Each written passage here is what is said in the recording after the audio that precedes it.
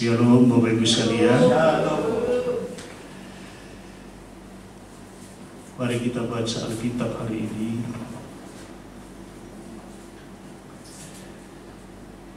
Bulan Desember identik dengan Natal. Jadi saya coba ambil ayat yang berhubungan dengan Natal Bapak Ibu ya.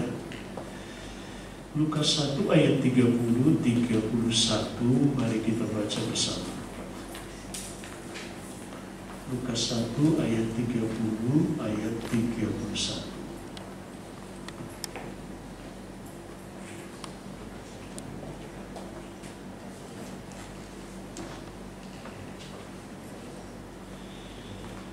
Sudah. Mari kita baca Bapak Ibu. Lukas 1 ayat 30-31. Sudah dapat ayat kita baca. Kita mulai 2-3. Kata malaikat itu kepadanya, "Jangan takut, hai Maria, sebab engkau beroleh kasih karunia di hadapan Allah. Sesungguhnya engkau akan mengandung dan akan melahirkan seorang anak laki-laki, dan hendaklah engkau menamai dia Yesus." Kita ulang sekali, 33, 1, 2, 3. Kata malaikat itu kepadanya, "Jangan takut, hai Maria, sebab engkau beroleh kasih karunia di hadapan Allah. Sebab sungguhnya engkau akan mengandung dan akan melahirkan seorang anak laki-laki, dan hendaklah engkau menamai dia Yesus." Amin. Amin.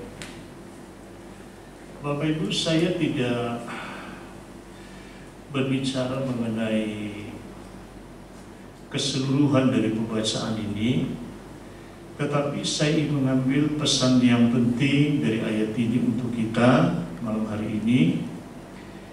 Adalah perkataan dari Tuhan melalui malaikat pada Maria. Itu diawali dengan kata-kata jangan takut. Jangan. Memang banyak faktor ya. Tetapi saya coba membantu Bapak Ibu dari pemahaman umum dan juga dari perspektif dari Alkitabnya. Apa sih yang membuat orang itu merasa takut? Memang takut itu macam-macam.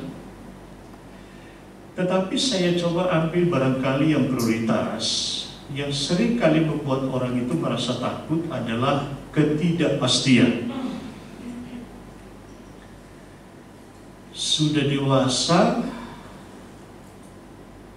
cukup umur, tidak pasti akan menikah.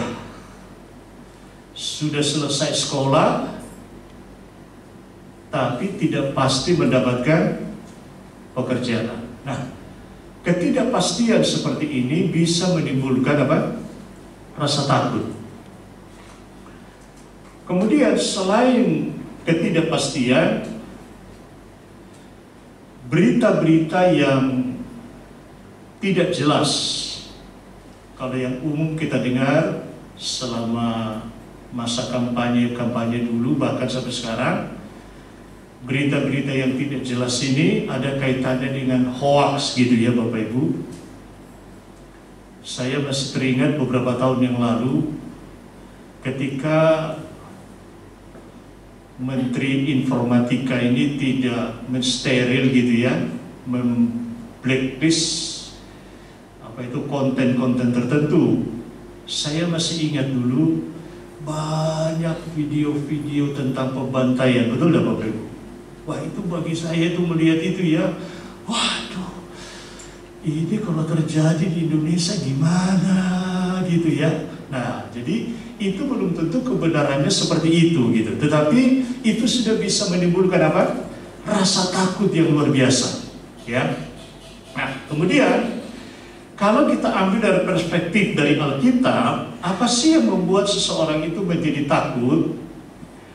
Alkitab berkata, satu hari ketika murid-murid naik perahu bersama-sama dengan siapa? Yesus. Ya, tolong Bapak Ibu ingat. Memang ada satu hari murid-murid saja yang naik perahu, tetapi hari itu ada Yesus bersama dengan mereka. Nah, ketika mereka menyeberangi danau, lalu Alkitab berkata, datanglah badai yang sangat dahsyat.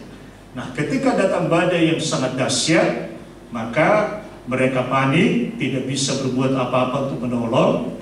Nah, kata-kata kunci yang kita ambil dari Yesus pada waktu itu, dia katakan apa?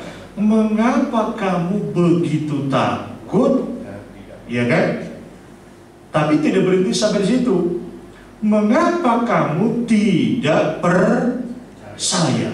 Nah, jadi kalau kita simpulkan, ternyata seseorang itu bisa mengalami rasa takut yang berlebihan karena kurang percaya gitu.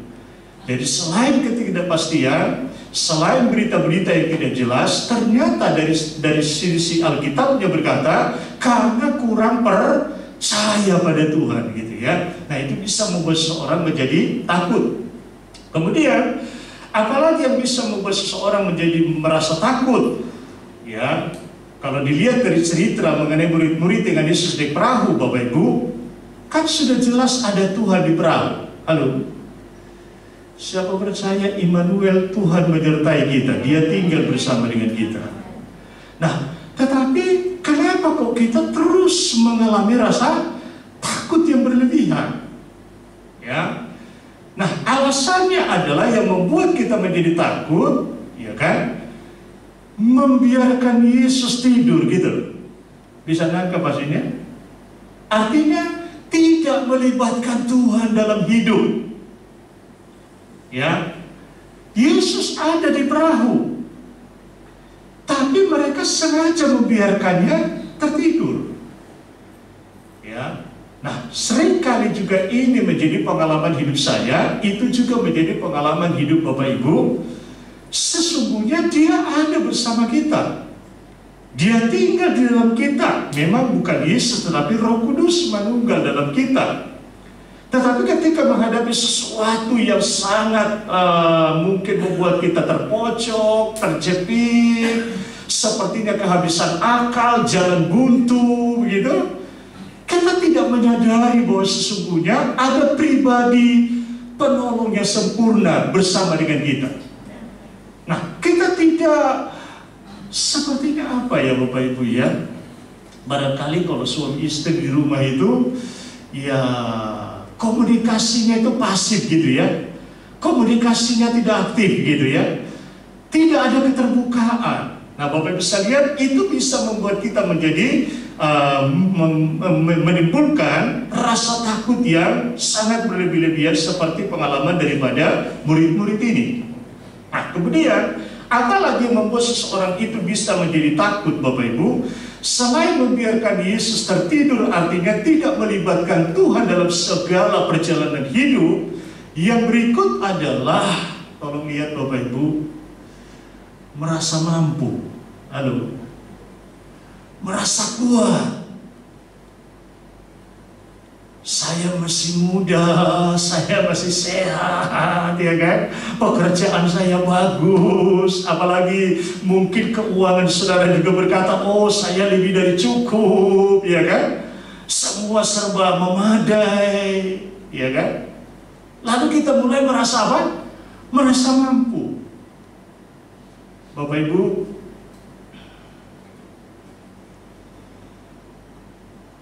saya pernah cerita di sini, barangkali waktu saya khotbah mengenai seorang bapak, umurnya sekitar 56 tahun kalau nggak salah sekarang. Beliau itu sudah bertahun-tahun, sudah cukup lama. Tapi yang terakhir ini saya komunikasi dengan beliau. Dia berkata pada saya, sakitnya Parkinson Bapak Ibu. Tapi Parkinsonnya bukan seperti Muhammad Ali, tahu ya? Tapi beliau ini Parkinsonnya itu, lihat ya, ada jam-jam tertentu ketika dia duduk seperti ini, itu tenaganya hilang. Jadi gak bisa berdiri. Menggerakkan tangan aja dia susah. Nah, lalu apa yang dia lakukan? Jadi setiap 4 jam dia minum obat.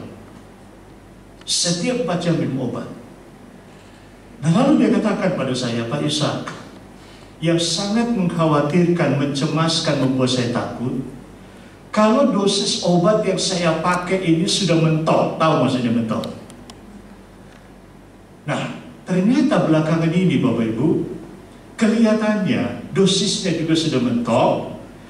Akibatnya adalah yang tadinya bisa bereaksi obat selama kurang lebih 4 jam, sekarang menurun. Bisa hanya kadang 2 jam, 2,5 jam. Harus apa? Minum obat lagi. Nah, Bapak Ibu bisa bayangkan betapa tersiksanya seperti ini. Bisa nangkep maksud saya? Kok Anda kurang tersenyum hari ini? Bersyukurlah sehat Bapak Ibu. Amin. Ya, waktu saya dengarin, waduh. Sampai terakhir saya di WA, dia bilang begini pada saya, Pak Ishak, dokter saya di Singapura saya tidak bisa kunjungi. Tapi dokter saya di Singapura tidak menganjurkan saya operasi. Tapi karena masa pandemi ini dia tidak bisa cek di Singapura, otomatis dia cari dokter di Surabaya, hospital yang di dekat Supermall itu. Saudara, lalu dianjurkan apa? Operasi. Jadi operasi itu Bapak Ibu, operasi saraf di otaknya itu. Jadi kepalanya itu harus dibor. Dan dia bilang pada saya, Pak Ishak, saya belum memutuskan. Tapi kalau sampai gagal, dia bilang, memang yang paling fatal meninggal. Tapi kalau toh tetap hidup, dia bilang, kalau sampai gagal, sistem motorik otak ini error semua. Tahu ya? Jadi error semua. Jadi berarti ibarat komputer itu tidak bisa tidak bisa restart gitu. Jadi nggak bisa. Jadi betul-betul error. Bapak Ibu, lalu dia bilang pada saya, Pak Ishak, saya belum memutuskan. Lalu saya coba tanya, Pak, itu misalnya dioperasi itu berapa jam butuh waktunya? Dia bilang pada saya sekitar 6 jam. Lalu saya tanya, adakah pasien-pasien seperti Bapak itu yang harus dibor kepalanya untuk mengaktifkan saraf-saraf yang lemah tersebut? Dia bilang, ada Pak. Umurnya kira-kira berapa? Seumuran dengan dia. Saya pikir ya boleh juga, dalam hati saya kan gitu. Tapi yang saya tanya, Pak, itu sekira-kira biayanya itu kira-kira berapa? Dia bilang, mendekati 1 Pak. Tahu maksudnya 1? Mendekati 1. Waduh, saya langsung pikir, saya tanya lagi, bagaimana support dari istri dan anak, mantu, keluarga? Mereka terserah pada saya Pak. Mereka hanya mendorong, terserah Bapak. Tapi yang membuat saya lega adalah dia bilang begini, Pak Ishak, walaupun operasi ini memang sangat berisiko, saya belum memutuskan. Saya tetap berdoa. Rasa takut juga ada pada saya. Bisa nangkep ya? Rasa takut juga ada pada saya. Tapi dia bilang, tolong doakan Pak. Saya juga mohon tuntunan Tuhan. Apakah saya harus menjalaninya atau tidak? Saya lihat semua di sini kok kurang senyum hari ini Bapak Ibu. Tolong senyum yang lebar Bapak Ibu. Ini luar biasa buat saya. Semua kita sehat. Yang membuat saya agak pelong, dia bilang gini, Pak Ishak, soal biayanya sudah ada Pak. Boleh tepuk tangan dulu kita. Sudah ada. Karena ternyata dia ikut asuransi. Tapi itu pun limit asuransinya perhitungan tahun, ya kan? Kalau nggak salah hanya sampai tahun 2022. Jadi kalau lewat dari situ, jadi tidak di cover. Wah, saya pikir kok ada asuransi juga seperti itu ya. Nah, Bapak Ibu, jadi kurang lebih ini kan sekarang sudah Desember, berarti dia punya kesempatan setahun berdoa. Setahun berdoa. Apakah harus menjalaninya atau tidak? Saya cerita ini enak Bapak Ibu, betul ya? Tapi saya membayangkan teman saya ini mengalami itu. Waduh, saya membayangkan secara psikologis itu betapa tersiksanya dia. Tersiksa, rasa takutnya barangkali melebihi semua yang lain. Karena apa? Dia yang mengalami. Bapak Ibu sekalian, nah, tapi saya lihat beliau ini, dia gak merasa mampu. Selalu dia bilang pada saya apa? Pak Irsan, sampai hari ini saya bisa melewati itu semua karena anugerah dari Tuhan, kemurahan dari Tuhan, kemurahan dari Tuhan, kemurahan dari Tuhan. Lalu saya cerita pada dia, Pak, jangankan Bapak yang mengalami seperti itu, umur saya ini baru 56 tahun. Pernah beberapa kali detak jantung saya itu lebih dari biasanya gitu kan. Saya sudah sepertinya berkata, wah berarti sudah mungkin gitu ya. Nah itu memang secara psikologis rasa takut pasti lebih lebih besar gitu ya. Nah, Bapak Ibu, itulah kurang lebih apa yang bisa membuat kita menjadi takut, begitu ya. Nah, kemudian selanjutnya saya perlu beritahu Bapak Ibu, ada nggak dampak negatif daripada rasa takut? Ada. Ya, kalau seseorang itu tidak bisa mengatasi rasa takutnya, Bapak Ibu, ya, lalu rasa takut ini menjadi berlebihan, wah, ini sangat berbahaya, sangat berbahaya. Yang muda-muda ini barangkali berpikir, wah saya aman, saya nggak mungkin takut. Belum tentu, ya belum tentu. Ya Bapak Ibu, karena kalau kita lihat ternyata ada dampak negatif daripada rasa takut. Karena itu Ayub pernah berkata begini, apa yang aku takutkan itu yang apa? Menimpa aku. Aduh, hati-hati loh. Itu dampak negatif sekali, sangat merugikan. Lalu kita berkata, apa saya nggak boleh takut? Boleh. Tapi ketika rasa takutmu itu over, berlebihan, sampai membuat Anda barangkali tidak bisa tidur gitu ya, lalu tidak bisa merasa damai. Hati-hati. Ya Bapak Ibu, itu kalau menurut medis, seseorang yang memiliki rasa takut berlebihan, tolong lihat Bapak Ibu, yang sudah umur-umur pasti pengalaman gitu ya. Nyeri dadanya mulai muncul. Halo? Muncul. Hati-hati loh. Apalagi mulai kalau dia nggak bisa mengendalikan, bisa sampai menggigit. Ini Pak Yesus seperti dokter, bukan, saya cari pengetahuannya gitu loh saudara.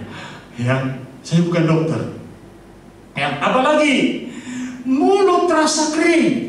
Itu kalau orang sakit berlebihan. Pernah nggak Bapak Ibu lihat ada orang mau khotbah karena mungkin, ya kan, rasa takutnya berlebihan sampai minum air putih terus, bisa lihat. Itu karena nervous gitu. Jadi rasa takutnya berlebihan. Nah, kalau seperti worship leader kita sudah sangat profesional sekali gitu kan, wow gitu, enak ngelihatnya. Tapi ada orang yang ngomongnya susah gitu kan, nah itu kering bibirnya, harus minum gitu. Ini mulai saya lihat saya mulai merenung, iya saya pernah gitu kan. Apalagi, bahkan maaf ya, itu bisa rasa mual. Orang kalau sudah takut berlebihan itu seperti memual. Ya, apalagi detak jantungnya pasti lebih cepat. Lebih cepat. Ya. Apalagi nafasnya bisa tersengal-sengal. Yang paling berbahaya, keringat dingin. Nah, tolong waspadai ya Bapak Ibu. Jangan bilang, oh saya masih sehat, saya masih muda. Tapi ketika rasa takut itu berlebih-lebihan, bisa seperti itu. Sangat berbahaya. Ya, sangat berbahaya.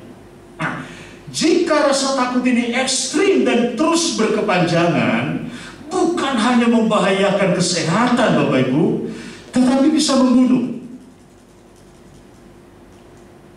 Nah, kok sampai gitu Pak Isa? Mari kita baca Lukas 21 ayat 26. Saya tunjukkan pada saudara. Lukas 21 ayat 26. Jadi bukan hanya rasa takut yang berlebihan itu mengganggu kesehatanmu, ya kan? Kalau ekstrim terus berkepanjangan, tapi bisa membunuh juga. Lukas 21 ayat 26. Mari kita baca. Ada di monitor Bapak Ibu, sepekat 23. Orang akan mati apa? Ketakutan. Karena apa? Kecemasan. Berhubung dengan apa? Segala yang menimpa bumi, sebab kuasa-kuasa langit akan goncang. Lihat gak video Gunung Semeru itu Bapak Ibu? Lihat gak video ini? Rumahnya di sini, ya kan? Itu gelembung apa? Letusannya itu, lihat rumah-rumah itu kan gak ada apa-apa. Siapa yang gak takut? Saya melihat videonya aja saya takut Bapak Ibu. Jangan kaget kalau melihat seperti di Manado, tiba-tiba apa? Ombaknya itu sampai naik di jalanan, ya kan? Kemudian di mana lagi nih yang baru-baru ini, ya? Yang banjir bandang, di mana Pak? Bapak Ibu jangan kaget loh melihat semua yang terjadi, karena itu sudah ditulis. Kalau manusia yang berbuat tidak seberapa, tapi kalau Tuhan yang sudah mulai berbicara, oh jangan dianggap main-main. Ya, sampai Alkitab kalau baca kitab Wahyu itu Bapak Ibu, saya tidak punya waktu menerangkan bersaudara. Saking takutnya manusia, sampai bilang apa? Gunung runtuhlah, jatuh menimpa supaya mati. Nggak bisa mati. Memang tujuan Tuhan menyiksa manusia, bisa mengerti? Disiksa. Saya tidak menakut-takuti Bapak Ibu, tidak. Tapi alam ini kalau sudah mulai berbicara, oh, kalau kita lihat seperti di Lumajang itu, istri saya katakan apa? Harta benda tidak ada artinya. Halo? Tidak ada artinya. Yang penting bisa apa? Bisa selamat. Bapak bisa lihat. Nah, kalau rasa takut ini terus ekstrim dan berkepanjangan, bukan hanya mengganggu kesehatan, tetapi bisa membunuh Bapak Ibu. Ya, di Inggris tanggal 6 Senin kemarin, seorang ibu itu, seorang perempuan, dia mengalami ketakutan yang luar biasa. Kenapa dia ketakutan? Dia anggap itu mimpi terburuk dalam hidupnya. Kenapa? Rekeningnya itu, tahu rekening Bapak Ibu? Itu uangnya bertambah 14 miliar. Jadi kurang lebih 776.000 pound sterling. Kok aneh ya? Rekeningnya bertambah, bukannya senang, tetapi malah ketakutan luar biasa. Dan itu mimpi buruk dalam hidupnya. Dia akui seperti itu. Jangan bayangkan di Indonesia Bapak Ibu, hukum di sana itu keras loh. Halo, sampai kamu ambil bukan milikmu, ya kan? Walaupun kesalahan bank, wah itu sangat berat hukumnya. Itu yang membuat dia ketakutan luar biasa. Jadi kadang-kadang kan hal-hal yang membuat seseorang itu menjadi takut berlebih-lebihan itu kan kadang-kadang tidak terduga. Nggak maksud saya, tidak terpikirkan. Kita masih ingat seorang mahasiswi di Mojokerto, masih ingat Bapak Ibu? Ya,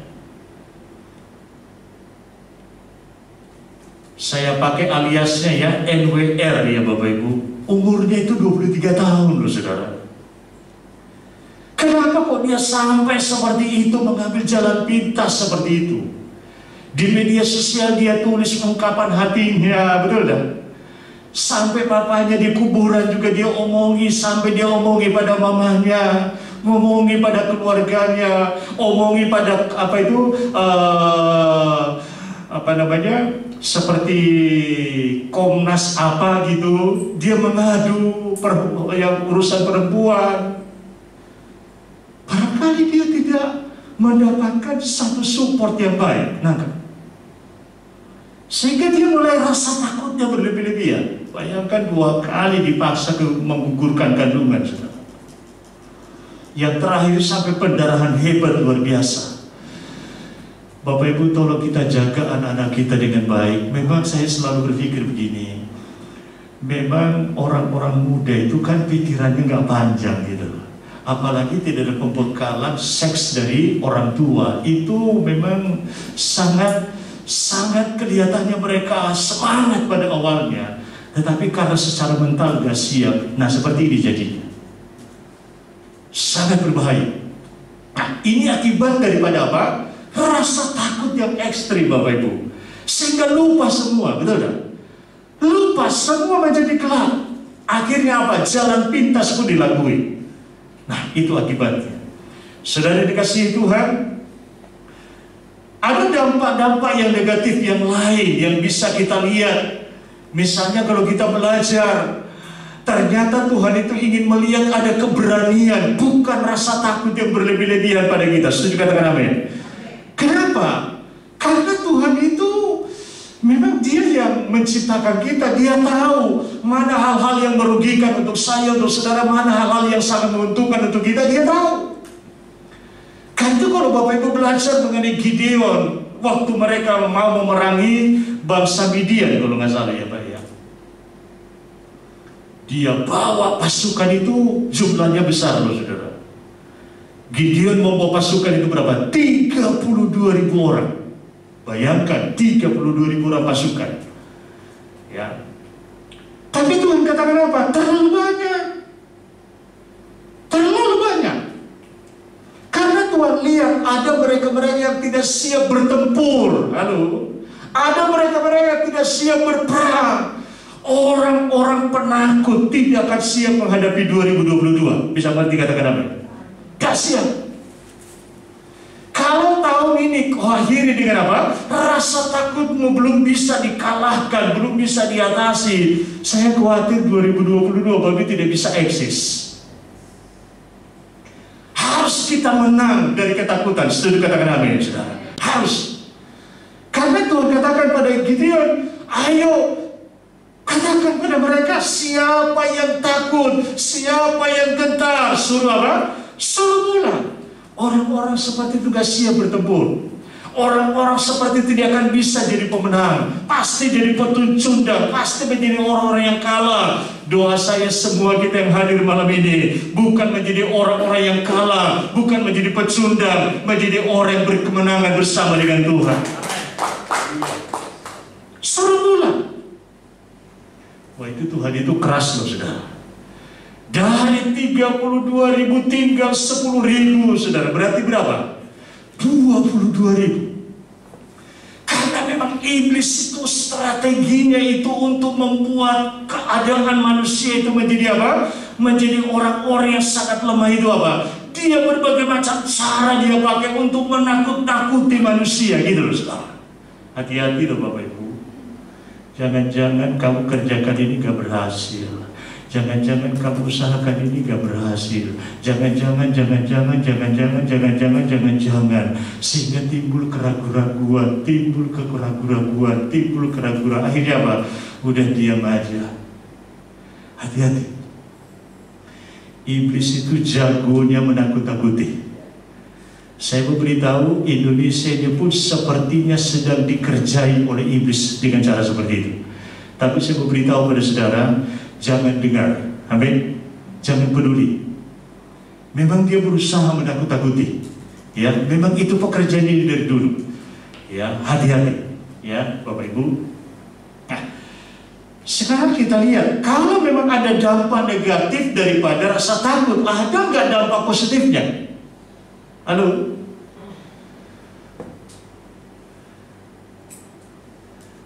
Kalau nggak ada dampak positifnya, barangkali Anda terobos rel kereta api terus. Kenapa Anda tidak terobos rel kereta api? Karena ada rasa takut. Halo.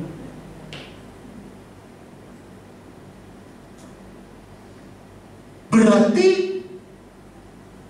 rasa takut juga baik buat kita. Memang ada sisi negatifnya, tetapi ada apa? Sisi positifnya. Karena itu Daud berkata begini, ya, Mazmur 56 ayat 3, waktu aku takut, kata Daud apa? Aku percaya kepadamu.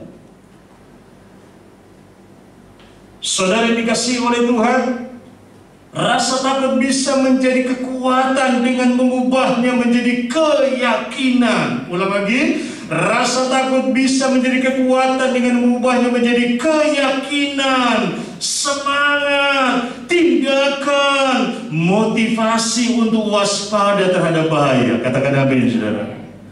Jadi berarti rasa takut juga ada dampak yang positif.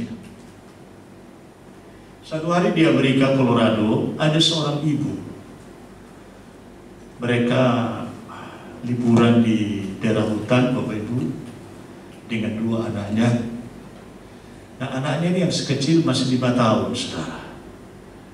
Ketika malam hari, anak ini bermain-main dengan kakaknya di luar, ibunya di dalam, sedang mengerjakan sesuatu.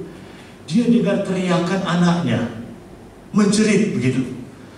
Naluri seorang ibu kan cepat sekali ya. Langsung dia lari keluar. Apa yang dia lihat, saudara? Seekor singa sedang menerkam anaknya, saudara. Apa yang dilakukan? Dan itu mendapat pujian, apresiasi luar biasa di seluruh dunia. Ya. Nah, peristiwa itu adalah bulan Juni tahun 2016. Apa yang diapresiasi? Seorang ibu sepertinya nyalinya itu apa? Nyalinya itu apa? Sepertinya rasa takutnya sudah hilang gitu loh, saudara. Langsung dia lawan apa? Singanya. Langsung dia berusaha menyelamatkan anak. Singkat cerita, anaknya selamat. Boleh tepuk tangan dulu. Kalau secara normal kan tidak mungkin bisa beneran. Kalau berpikir normal, siapa yang berani menghadapi singa? Tapi karena rasa takutnya begitu besar, anaknya jangan sampai apa? Celaka, jangan sampai mati gitu kan? Rasa takut ini mendorong dia, membuat dia apa? Memiliki kekuatan yang berlipat ganda untuk menyelamatkan siapa? Menyelamatkan anaknya. Jadi sisi negatif positif daripada rasa takut itu luar biasa juga, ya kan? Karena itu kadang-kadang kalau saya nonton film Tom and Jerry, tahu Tom and Jerry Bapak Ibu?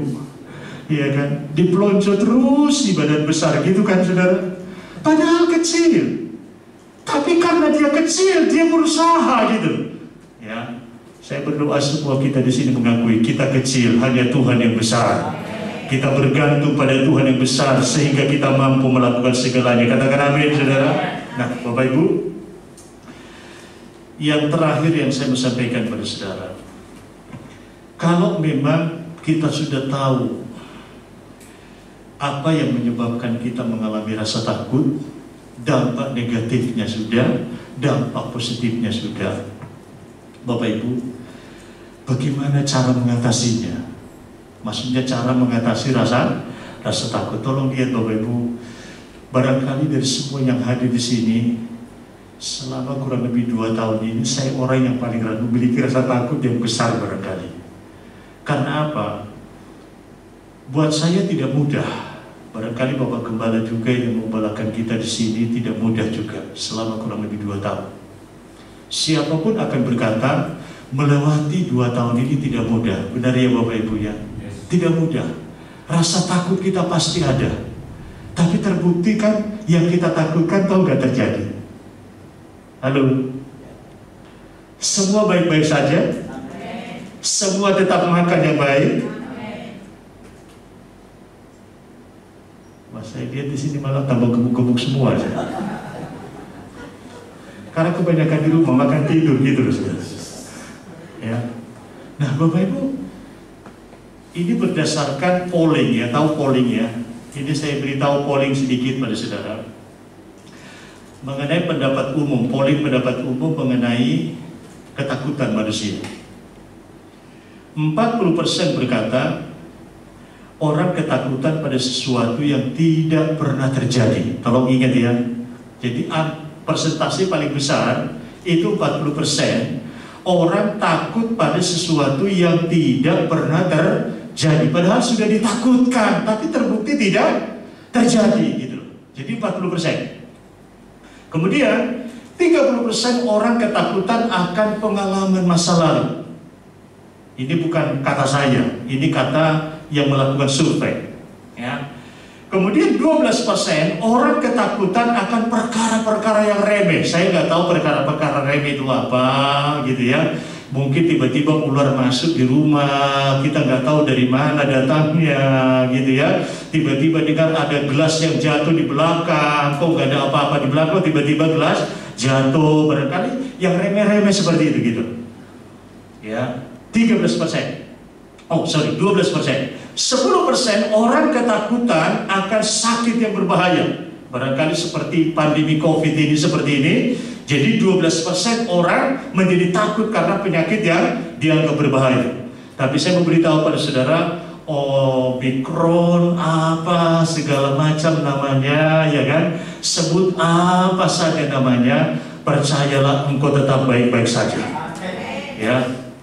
Jadi hanya 12%. Ya, 12%. Kemudian 8% orang bebas dari rasa takut. Saya tidak tahu apakah ada yang di sini semua jemaat yang hadir malam ini termasuk 8%. Doa saya semua kita di sini termasuk yang 8% bebas dari rasa takut. Ya, Bapak Ibu. Lalu bagaimana mengatasi rasa takut ini? Saya coba belajar menjalani hidup, gitu ya. Ternyata yang saya takutkan tidak terjadi, yang saya khawatirkan tidak terjadi. Ternyata toh kita selalu baik-baik saja, sehat-sehat saja, ya kan? Kalau toh flu juga ya tetap Tuhan beri pertolongan kita sembuh gitu. Tapi Bapak Ibu, yang saya lakukan sampai hari ini barangkali mau coba juga nggak apa-apa. Jadi saya lakukan selama kurang lebih 2 tahun selama masa COVID ini. Ketika saya merasa leher saya gatal, mungkin seperti saya mau flu gitu, yang saya lakukan hanya satu, terapi uap. Tahu terapi uap? Itu saya lakuin. Saya nggak perlu minum obat, nggak perlu minum apa. Terapi uap itu kan godok air panas gitu ya, taruh di baskom, ambil kain yang lebar, ya kan, lalu taruh minyak kayu putih beberapa tetes, lalu hirup gitu loh saudara. Ternyata manjur Bapak Ibu. Ya memang Tuhan yang memelihara kita, tapi ada usaha dari kita untuk menjaga. Percayalah engkau tetap baik-baik saja. Amin Bapak Ibu. Saudara kasih Tuhan, apa yang perlu kita lakukan untuk mengatasi rasa takut? Saya tidak punya waktu untuk menerangkan semua dengan sempurna, tapi tolong ingat Mazmur 91. Ya, Bapak Ibu tahu Mazmur 91? Ya kan? Walau 1000 orang rebah di sisimu, kan begitu, ya. Namun itu tidak akan menimpa kamu. Ya, karena tangan Tuhanlah menjadi tempat perlindunganmu. Kemudian selanjutnya malaikat-malaikatnya, ya kan, akan diperintahkannya untuk menjagai kita. Wah, itu saya pikir luar biasa. Nah, lalu apa kesimpulan dari cerita mengenai atau ayat Mazmur 91 yang ada kaitannya bagaimana mengatasi ketakutan? Yang pertama yang saya tahu adalah dari ayat ini, selalu ingat penyertaan Tuhan. Baik, kita ucapkan dulu, 2, 3, selalu. Ulangi lagi, 2, 3, selalu. Siapa percaya engkau tetap disertai Tuhan. Bapak Ibu, memang Alkitab berkata maut itu selangkah dari kita, ada ayatnya. Iblis pun setiap saat mengintai, ada ayatnya. Tapi yang perlu kita yakini adalah apapun, barangkali menyelesaikan Desember 2021 ini, apapun yang terjadi, ya kan, tapi tetaplah percaya penyertaan Tuhan sempurna. Dan tahun 2022 pun Immanuel, Tuhan menyertai kita. Jadi selalu ingat penyertaan Tuhan, ya. Selalu ingat, jangan pernah lupa. Ya, jangan berpikir, oh saya bisa sampai Desember tanggal 8 2021, ya kan? Ini karena saya memang mampu. Tidak. Selalu yakin ini berkat penyertaan Tuhan untuk kita. Yang kedua, mari kita baca dulu 1 Samuel 7 maksud saya, ayat 12. Saya minta pemain musik maju ke depan. 1 Samuel 7 ayat 12. Mari kita baca 1 Samuel pasal 7 ayat 12.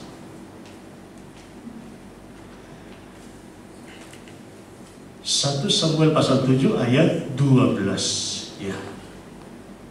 Mari kita baca Bapak Ibu. 2, 3. Kemudian Samuel mengambil sebuah batu dan mendirikannya atas Mispa di sana. Ia menamainya, baca keras, Ebenezer, katanya, sampai di sini Tuhan menolong kita.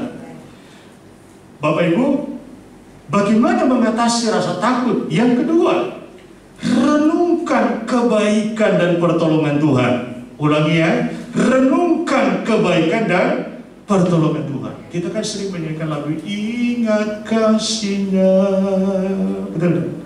Ingat kebaikan-Nya dan anugerah-Nya, selamatkanku. Selalu direnungkan Bapak Ibu. Saya kadang kalau mengingat hal-hal seperti itu ya, kadang saya gak tahan gitu loh saudara. Betapa Tuhan itu baik. Orang tua kita di dunia barangkali sudah baik, tapi percayalah Tuhan Yesus itu jauh lebih baik. Bapak Ibu, tolong saya ingatkan pada kita saling menjaga, ya, kita saling menjaga. Karena banyak orang tertekan, ya, banyak orang tertekan hari-hari ini. Barangkali Bapak Ibu melihat orang tertentu mulai bengong gitu ya, tatapannya apa? Kosong, jangan dibiarin. Saya kadang berpikir mengenai mahasiswa di Mojokerto itu kurang, tidak ada orang yang peka. Tapi ya kita juga bisa katakan ya mungkin sudah waktunya Tuhan ya bisa. Tapi barangkali kalau ada orang yang peka gitu ya, peduli, orang seperti kan pasti tidak mungkin langsung seperti itu. Pasti ada prosesnya kan. Karena itu ada peribahasa atau kata-kata bijak yang sering kita dengar, berani karena benar, takut karena salah. Memang dia sudah salah kan? Karena dia sudah salah itu menghantui. Nangkap bahasanya, terus menghantui. Apalagi dipaksa lagi berbuat yang lebih membahayakan nyawanya. Oh tambah, akhirnya dia mulai tertekan, stres tinggi, tatapannya kosong, ya. Orang-orang seperti ini Bapak Ibu, kalau tidak ada yang peduli, ya itu sangat fatal akibatnya. Ya, saya berdoa semua di sini orang-orang yang kuat di dalam Tuhan, ya Bapak Ibu sekalian. Jadi selalu renungkan kebaikan dan pertolongan Tuhan. Sampai hari ini kebaikan pertolongan tidak pernah terlambat dalam hidup kita. Tepuk tangan yang meriah bagi Tuhan kita. Kalau dengar kesaksian Erli tadi kan luar biasa gitu ya Bapak Ibu. Haleluya. Kita terus support, ya, dan terus maju. Ya, semua adalah karena kemurahan dari Tuhan. Ya. Kemudian yang terakhir adalah kata-kata yang sering kita pakai dari Paulus. Mengucap syukurlah dalam segala hal. Nah ini gak mudah. Pada waktu semua baik-baik bisa. Tapi ketika ada hal-hal yang tidak seperti yang kita inginkan, katakanlah sangat mengganggu kenyamanan kita, ya kan? Mengganggu penghasilan kita, mengganggu pekerjaan kita. Nah, itu menjadi tanda tanya. Tapi saya ingatkan pada saudara, untuk mengatasi rasa takut ini, Kita harus selalu belajar mengucap syukur, belajar mengucap syukur, belajar mengucap syukur. Kalau engkau berhasil belajar mengucap syukur, percayalah engkau memiliki kekuatan yang sangat luar biasa. Karena kalau saya baca Alkitab, bukan hanya mengalami kekuatan, di balik pengucapan syukur pun mujizat terjadi. Ya, kok bisa Pak Yusak? Ya bisa. Kok keadaannya tidak baik kok mengucap syukur? Keadaannya susah kok mengucap syukur? Keadaannya sakit kok mengucap syukur? Di balik pengucapan syukur ada Tuhan yang bekerja. Yang gelap dia rubah menjadi terang. Yang buruk dia rubah menjadi apa? Baik. Yang sakit pun dia ubah menjadi sehat sempurna. Bagi Tuhan semuanya adalah mungkin. Karena itu kalau Bapak Ibu membaca mengenai Maria ini, dia punya alasan takut, betul tidak? Barangkali kita berkata, oh Maria ini punya alasan yang paling tepat dia mengalami takut. Oh enggak bersuami, betul tak? Tidak berhubungan seks suami istri, begitu kan? Betul? Tapi kok hamil? Konsekuensinya adalah di Yahudi itu harus dirajam dengan batu sampai apa? Sampai apa takut? Tapi karena itu diawali oleh Tuhan berkata melalui malaikat pada dia, jangan apa? Jangan takut. Saya berdoa mengakhiri tahun 2021, menyambut 2022, kita berhasil mengatasi rasa takut. Sehingga engkau menjadi pahlawan-pahlawan Tuhan yang siap bertempur. Kita bukan menjadi orang-orang yang kalah, berkemenangan bersama dengan